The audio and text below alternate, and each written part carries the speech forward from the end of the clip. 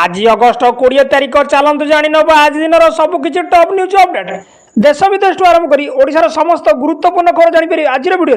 News देखा पूर्व आपण अनुरोध आपण मैंने प्रत्येक दिन 45 मिनट व्यायाम करूँ आ निजक फिट रखुँ आ कैंसर भली बड़ रोग को निज ठार दूरे दिंतु आमको हृदय भल पाते न्यूज गोटे लाइक कर चैनल को सब्सक्राइब कर दिंतु चलतु नजर पकड़ आज प्रथम खबर उपर आज प्रथम खबर 21 तारिख में भारत बंद डाकरा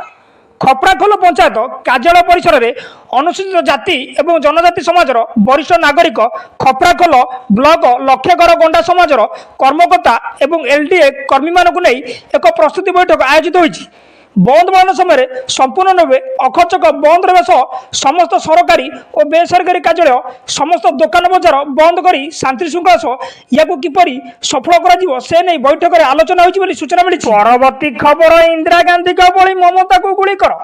पोस्ट भाइराल पर युवती गिरफ पश्चिमबंग मुख्यमंत्री ममता बनर्जी विरुद्ध में हिंसा सृष्टि करथिबा एक सोशल मीडिया पोस्ट पर कोलकाता पुलिस द्वितीय वर्षर विक्रम छात्र को गिरफ कर गिरफ छात्री जन गले कीर्ति शर्मा से इंस्टाग्राम रे कीर्ति सोशल ना रे हैंडल चलाती रिपोर्ट अनुसार पूर्वतन प्रधानमंत्री इंदिरा गांधी को जो भली हत्या कराइला से भली मुख्यमंत्री ममता बनर्जी को हत्या करने को से उस्काउथिबा अभियोग होइछि बोली सूचना मिली। परवर्ती खबर बढ़िबो पीएम आवास टंका 1,20,000 बदले मिलिबो 1,80,000 पीएम आवास योजना हिताधिकारी को मिलुवा सहायता राशि परिमाण वृद्धि पाइब एने सूचना देते पंचायत राज और ग्राम्य उन्नयन विभाग मंत्री रवि नायक कहवा मुताबक खूब शीघ्र प्रधानमंत्री आवास योजना हिताधिकारी को 1,20,000 बदले 1,80,000 टंका मिले सूचना मिली। परवर्ती खबर बढ़िला पेट्रोल दर आज ओडिशा रे पेट्रोल मूल्य 1 लिटर पिछा 101 टंका 5 पैसा रही सेहीपरि डीजेल मूल्य 1 लिटर पिछा 92 टंका 62 पैसा रही सेहीपरि देशर राजधानी दिल्ली रे आज पेट्रोल मूल्य 1 लिटर पिछा 94 टंका 62 पैसा होता बेले डीजेल मूल्य 1 लिटर पिछा 87 टंका 62 पैसा रही सूचना मिली। परवर्ती खबर मुख्यमंत्री हाथ में राखी बांधिले उपमुख्यमंत्री प्रभाती परिड़ा राखी अवसर मुख्यमंत्री मोहन चरण माझी हाथ में राखी बांधि उपमुख्यमंत्री प्रभाती परिड़ा मुख्यमंत्री यह अवसर में राज्यवासी को शुभेच्छा जन मुख्यमंत्री सोशल मीडिया रे राखी पूर्णिमा और श्री बलभद्र जन्मदिन में अनेक अनेक शुभेच्छा रक्षा सूत्र समस्त जीवन को मंगलमय संपर्क को आउरी निबिड़ करू बोली से लिखिं सूचना मिली। खबर राशन कार्ड कटिज आउ मिलबनी चाउल जल्दी करूँ यही कम राशन कार्ड धारी बड़ खबर बड़ घोषणा कर सरकार राशन कार्ड उपभोक्ता ना कटिजार संभावना रही सरकार पक्षर जारी रही गाइडलाइन अनुसार एभली घोषणा कराई राशन कार्ड रे अनेक सरकारी सुविधा मिलता बेले किसी धनी श्रेणी लोके चांचकता कर राशन कार्ड हाथी राशन कार्ड धारी को तुरंत केआईसी करने पड़ो राशन कार्ड रे पंजीकृत समस्त सदस्यों केआईसी बाध्यतामूलक कराई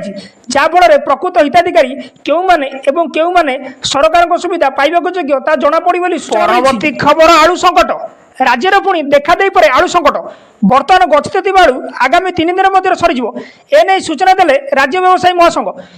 महासंघ साधारण संपादक सुधाकर पंडा ए बाबद सूचना देते पश्चिमबंग आलू व्यवसायी और शीतल भंडार मालिक धर्मघट धमक देखा काली सुधा समाधान ना आलू आसवा बंद हो सूचना। परवर्ती खबर युद्ध भितर प्रथम थर यूक्रेन जीवे प्रधानमंत्री नरेंद्र मोदी खूब शीघ्र युद्ध क्षतिग्रस्त यूक्रेन गस्त करेंगे रूस युद्ध आरंभ पर प्रथम थर मोदी यूक्रेन गस्त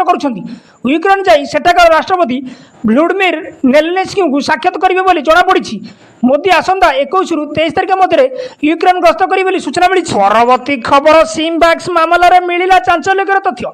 बांग्लादेश जाते राजू बांग्लादेश को लंबी भुवनेश्वर सिम बैक्स लिंक अभियुक्त राजू मंडल को पचरा उचरा पर आज अनेक बड़ सूचना देते पुलिस कमिशनर संजीव पंडा भुवनेश्वर कोलकाता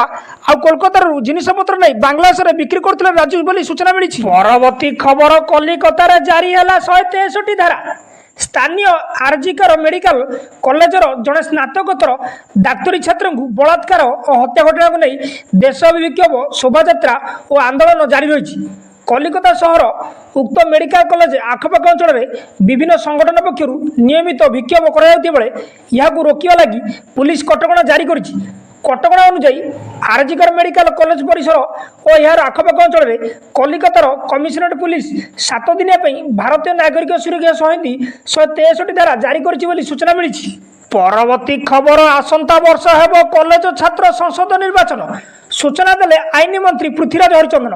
2024-2025 ଶିକ୍ଷାବର୍ଷ ଅନୁଷ୍ଠିତ ହେବ କଲେଜ ଛାତ୍ର ସଂସଦ ନିର୍ବାଚନ ଏନେଇ ସୂଚନା ଦେଇଛନ୍ତି ଆଇନ ମନ୍ତ୍ରୀ ପୃଥ୍ୱୀରାଜ ହରିଚନ୍ଦନ ଆଇନ ମନ୍ତ୍ରୀ କହିଛନ୍ତି ଯେ ପ୍ରତିବର୍ଷ ସେପ୍ଟେମ୍ବର ମାସରେ କଲେଜ ଛାତ୍ର ସଂସଦ ନିର୍ବାଚନ ଅନୁଷ୍ଠିତ ହୋଇଥାଏ ନୂଆ ସରକାର ଗଠନ ହେବା ଠାରୁ ଯଥେଷ୍ଟ ସମୟ ନଥିବାରୁ ଚଳିତ ବର୍ଷ ଛାତ୍ର ସଂସଦ ନିର୍ବାଚନ ହୋଇପାରିବ ନାହିଁ ବୋଲି ଆଇନ ମନ୍ତ୍ରୀ କହିଛନ୍ତି ବୋଲି ସୂଚନା ମିଳିଛି ପରବର୍ତ୍ତୀ ଖବର ପାକିସ୍ତାନରେ ଆର୍ଥିକ ସ୍ଥିତି ଶୋଚନୀୟ 100 ଶତକଡ଼ାରୁ 74 ଶତକଡ଼ା ଲୋକ କିଣି ପାରୁନାହାନ୍ତି ସାମଗ୍ରୀ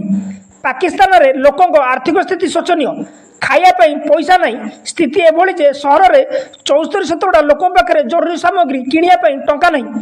ଅଧିକାଂଶ ଲୋକଙ୍କୁ ଖର୍ଚ୍ଚ ଉଠିବା ପାଇଁ ଦୁଇଟା ଚାକିରି କରିବାକୁ ପଡ଼ୁଛି ଆଉ କିଛି ଲୋକ ଧାର କର୍ଜ କରି ଗୁଜୁରାଣ ମେଣ୍ଟାଇଥିବା ଜଣାପଡ଼ିଛି ପାକିସ୍ତାନୀ ଗଣମାଧ୍ୟମରେ ପ୍ରକାଶିତ ଏକ ସର୍ଭେ ରିପୋର୍ଟରେ ଏହି ଖବର ପ୍ରକାଶ ପରବର୍ତ୍ତୀ ଖବର ଆଳୁ ପରେ ପିଆଜ ଚିନ୍ତା ହୁଏ ବଢ଼ୁଛି ପିଆଜ ଦର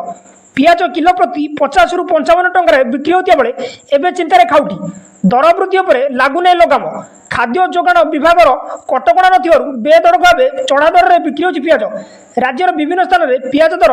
50 ଟଙ୍କା ହେଲାଣି ଭୁବନେଶ୍ୱରର 1 ନମ୍ବର ହାଟରେ ପିଆଜ କିଲୋ ପ୍ରତି 50 ଟଙ୍କାରେ ବିକ୍ରି ହେଉଥିବା ବେଳେ ଖୁଚୁରା ଦୋକାନୀ 52ରୁ 55 ଟଙ୍କାରେ ବିକ୍ରି କରୁଛନ୍ତି ପିଆଜ ବୋଲି ସୂଚନା ମିଳିଛି ପରବର୍ତ୍ତୀ ଖବର କାହାକୁ ମିଳିବ ଅନ୍ତ୍ୟୋଦୟ ଗୃହ ଯୋଜନାରେ ଘର